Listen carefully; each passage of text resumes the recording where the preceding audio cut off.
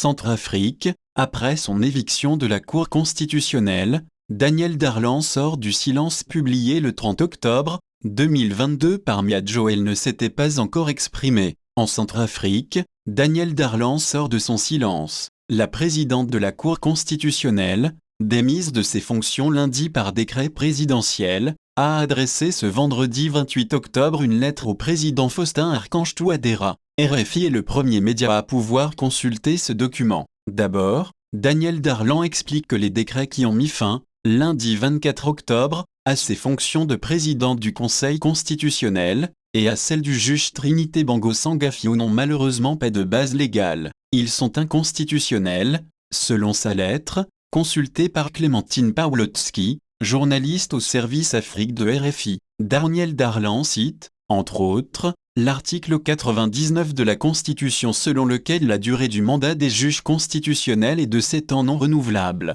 Ainsi, dit-elle, les juges constitutionnels ont démarré leur mandat le 24 mars 2017 et ce mandat s'achèvera donc au bout de 7 ans, c'est-à-dire le 24 mars 2024. Daniel Darlan cite ensuite l'article 102 de la Constitution, selon lequel les membres de la Cour constitutionnelle sont inamovibles pendant la durée de leur mandat. Impossible de mettre fin au mandat d'un juge alors, est-il possible de mettre fin au mandat d'un juge constitutionnel avant le terme, s'interroge Daniel Darlan. Selon elle, non, en s'appuyant l'article 100 de la Constitution, article qui fixe 3 exceptions précises. Le décès du juge constitutionnel, la démission du juge constitutionnel, l'empêchement définitif du juge constitutionnel après cette mise au point juridique. Daniel Darlan revient aussi sur les conséquences de ces violations de la Cour constitutionnelle, des conséquences qui seront incalculables, selon elle, et qui se répercuteront sur la légitimité et la crédibilité de la Cour.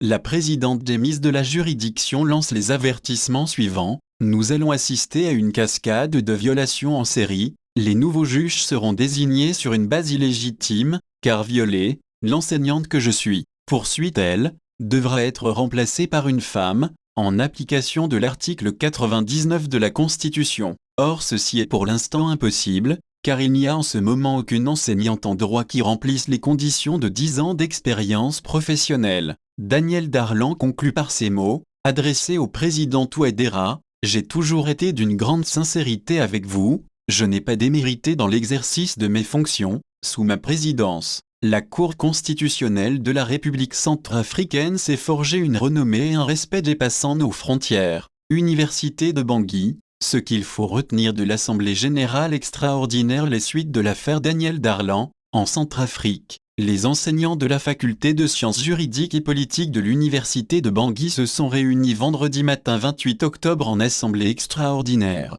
Ils étaient convoqués pour désigner, lors d'un vote à bulletin secret, la remplaçante de Daniel Darlan, en tant que membre de la Cour constitutionnelle, après sa mise à la retraite par décret présidentiel. Mais les enseignants n'ont pas été en mesure de désigner la remplaçante de Daniel Darlan à la Cour. L'Assemblée générale extraordinaire a d'abord pris acte de la mise à la retraite de Daniel Darlan, en tant que représentante des enseignants-chercheurs de droit à la Cour constitutionnelle. Dans un second temps, l'Assemblée a constaté l'absence, la carence de candidatures féminines à élire pour succéder à Daniel Darlan. Selon la Constitution de 2016, c'est une femme qui doit être choisie, pour respecter la parité, et elle doit avoir 10 ans d'expérience professionnelle. Or personne à la faculté ne remplit ces critères. Pour répondre à cette problématique, l'Assemblée demande donc au gouvernement de réviser partiellement l'article 99 de la Constitution. L'Assemblée demande, plus précisément,